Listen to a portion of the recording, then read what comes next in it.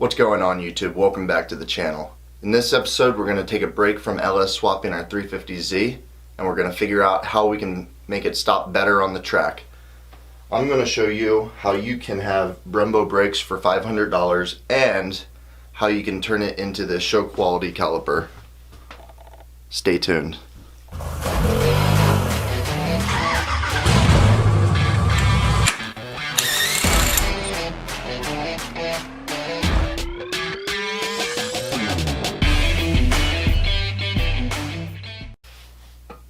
Alright, so I bought these calipers as a remanufactured, it's a stock Brembo brake from the track edition of the 350Z. It doesn't matter what year you find, that they should all work, and they all will link up to your stock non-track version, just standard caliper 350Z. So that's pretty convenient. The only thing you need to switch out will be obviously your rotor. You'll need to get brake pads for the Brembo, and you'll need the Brembo stainless steel brake lines, and those are like 80 bucks from Stop Tech, so not bad. So what I'm going to show you now is the disassembly, because we need to disassemble the caliper in order to get it ready for powder coating. The way I'm going to do that is I'm going to hook up some compressed air to where the hydraulic brake line normally goes. I'm just going to fill it up with air and push the caliper out.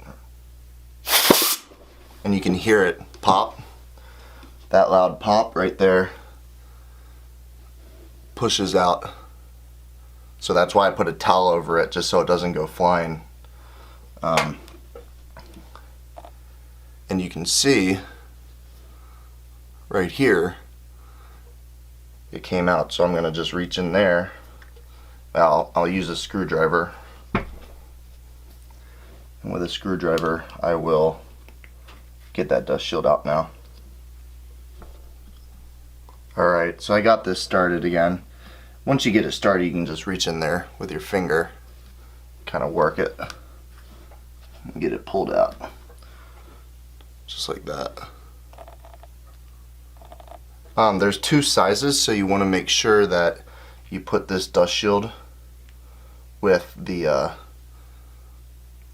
piston, caliper piston, or whatever they're called, that comes out. And actually what you can do is you can just go ahead and slip it over that groove in here, like that, and now it's ready for reassembly. That's pretty easy. Next, what you're going to do is you're going to get the rest of them out, and I guess I won't jump ahead. I'll get the next one out. I'm going to use the same compressed air method. This will take a little bit more compressed air just because now there's air escaping in the other one, so it'll take a little bit more.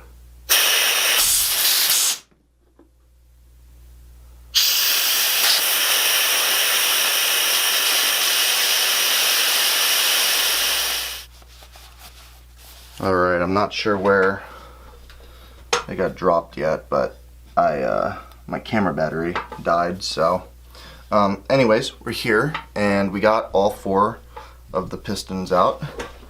I should really look up the name of them. Now what I'm going to do is take a T30 and going to take out these guides. I don't want to powder coat the guides just because I don't want them to mess up the tolerance. They go directly against the brake pad.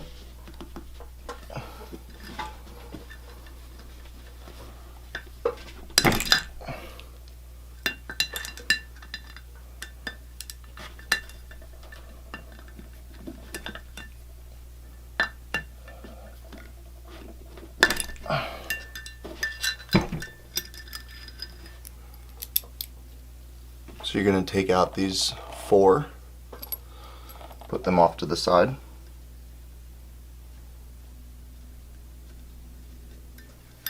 And one thing to note is this little lip right here goes down. So when you have the caliper right side up, that goes down when you reassemble. I'll probably say that later in the video, but just something to be aware of. got those out. And now, one thing that we need to do is get these rubber seals out, and that's pretty easy. You just kind of sneak a screwdriver gently behind them and pop out the actual seal. And so the reason we're doing all of this before powder coating is just because when we powder coat, we have the oven up to 450 degrees, and we don't want to melt any seals or compromise any seals. So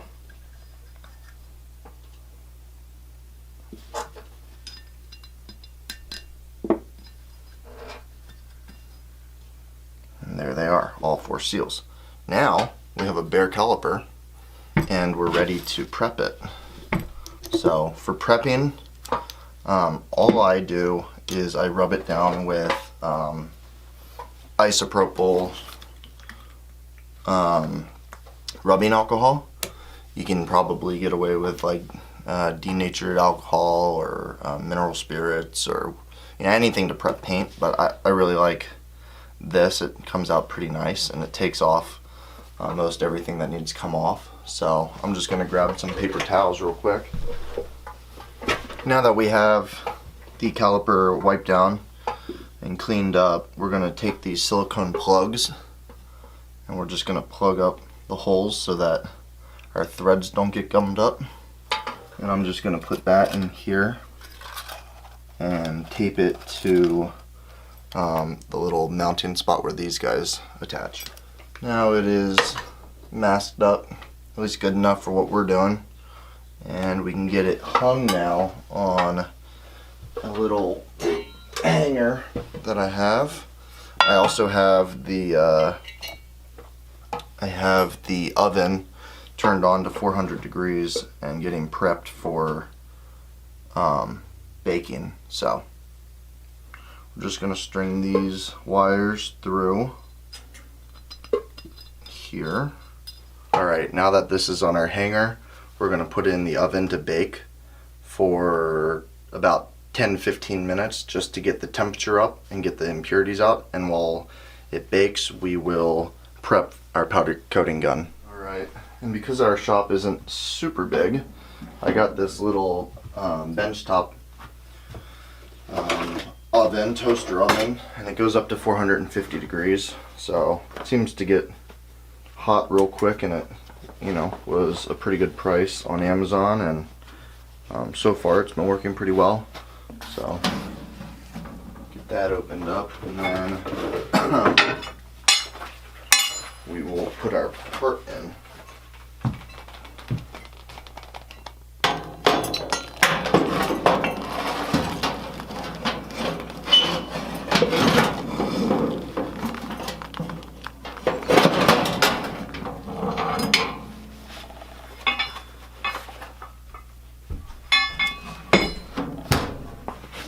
So as our part heats up and gets prepped in the oven, I'll fill up our container on the powder coating gun. We're using the Eastwood dual voltage powder coating gun. And we're going to fill up this container about an inch or 2. And from my last experience, 2 inches is better because I ran out halfway. Seems to go a pretty long ways. Now that it's been 10-15 minutes, somewhere in between there, I will remove the part from the oven, place it on the table, and we'll get ready to paint or powder or whatever.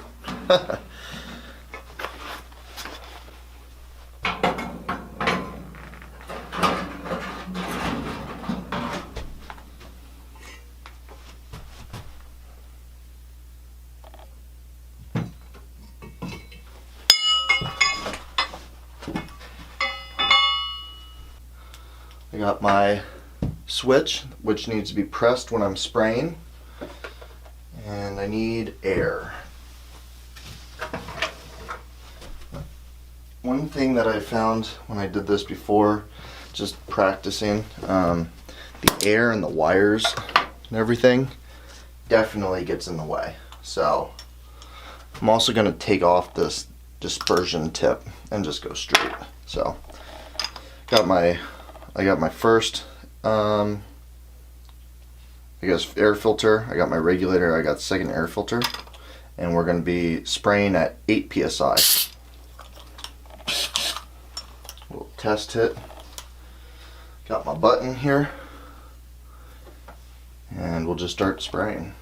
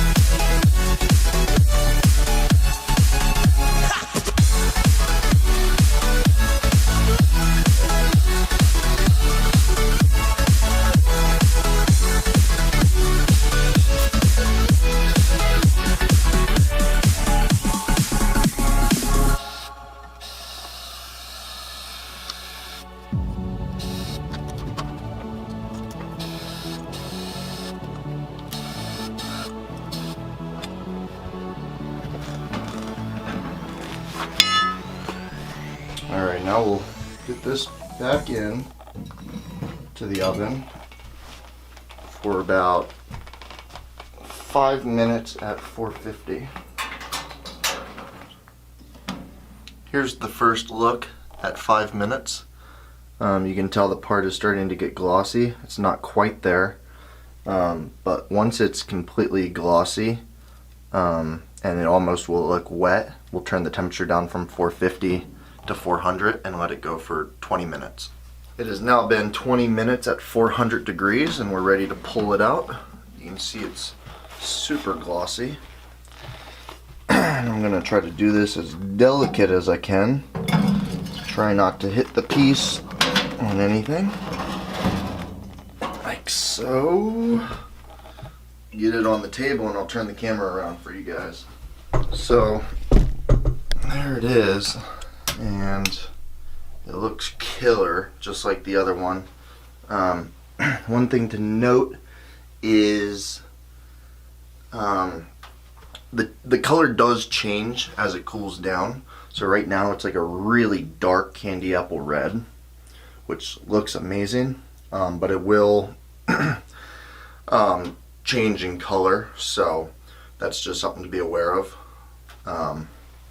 But yeah, it came out really good. I'm super happy with the results. There's one spot right over here, and it's not that big of a deal, but the powder didn't take as well. That could be from a number of different things. But what we can do is we can try to, well, we'll let it cool down. We'll take a look at it. We'll take it off the stand after it's cool, and then we'll see. We can second coat it basically. So we can hook the wire back up, get it charged, and try to, hit it with some powder, see if it will take then, and we'll go from there. So when it cools off, I'll bring you guys back and we'll make a determination of what we want to do. Here's a quick shot of the other side. So that's the front face that you'll be able to see through the wheel spokes, and you can kind of see up in there a little bit didn't take, but it looks really good. So I went ahead and made a big mess, but you can see that's where the problem area was, and I recoated it. So I'm going to throw it in the oven. Same process, and see if that will cure and take.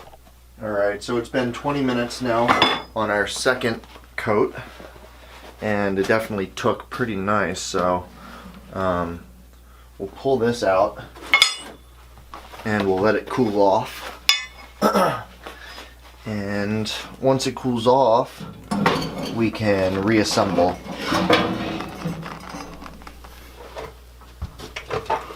Alright, I got my Permatex assembly lube, and it really doesn't take much, just enough. We don't want to drench it by any means.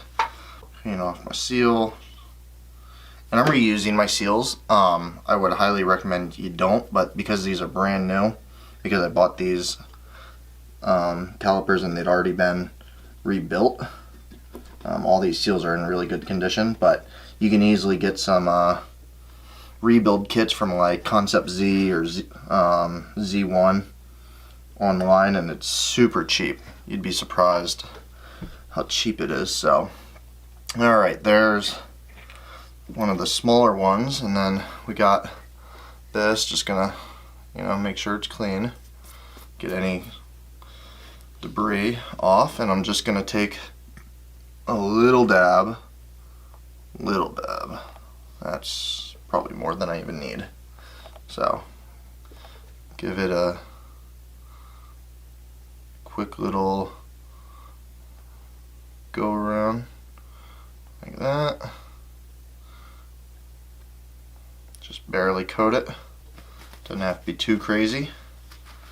And then we're just going to, with the dust shield on, just going to put it in here and evenly apply pressure with our hands. And it slides right in. Then you can take the dust ring, kind of press it in, and there you go. Good as new. So there's one.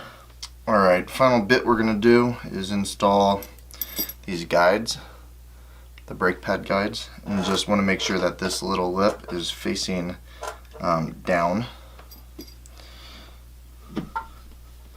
or in this case it would be facing up, because I have the caliper upside down. So see if you can see in there. You see it? Like that. We're back assembled, and all we're missing is that Brembo sticker. And I got some from Amazon, and they're not probably official, but gotta put them on there.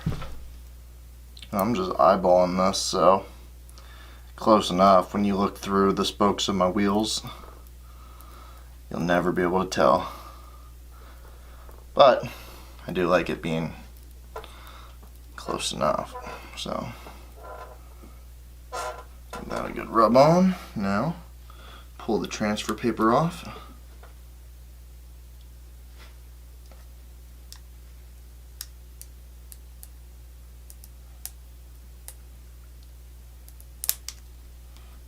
And there it is.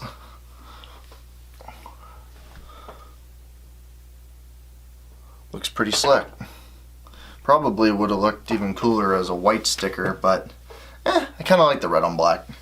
So the car is black. This is about the only red on it, but I think it's pretty cool. So let me get this mess cleaned up, and I'll talk to you for a second. Alright, that's going to be a wrap for today's video. I'm really happy with how these turned out. See if you can see that. Two front calipers, Brembo calipers for the 350Z. I think it'll be great improvement over the non-track version, just standard calipers. I'm really happy with how the powder coating came out. The Eastwood dual voltage powder coating gun was killer. Our little countertop toaster oven worked perfect, and I think I'll end up getting the back Brembos for the car in the near future. I kind of justified it as, most of the stopping power is the front brakes, and we're building on a limited budget, but we do want to do things right. So I think first step was getting the fronts, second step will be getting the backs, and you know, I managed to do this somewhere around 400, 500 bucks for the fronts, and I think, you know, that's a real win. You look online and new Brembos and big brake kits are going for anywhere from $2,500 to $3,500 depending on where you're looking and what you're buying, and maybe it is not apples to apples, but it's pretty darn close. And you know, I think for what we're gonna do, it's gonna be awesome. So in the next video, we'll get them slapped on the car, get the brakes bled, and give them a try. So stay tuned for that episode. If you like this episode, hit the thumbs up button, hit the subscribe button to follow along with the build, and check us out on Instagram. I'll leave the link in the description. See you in the next video.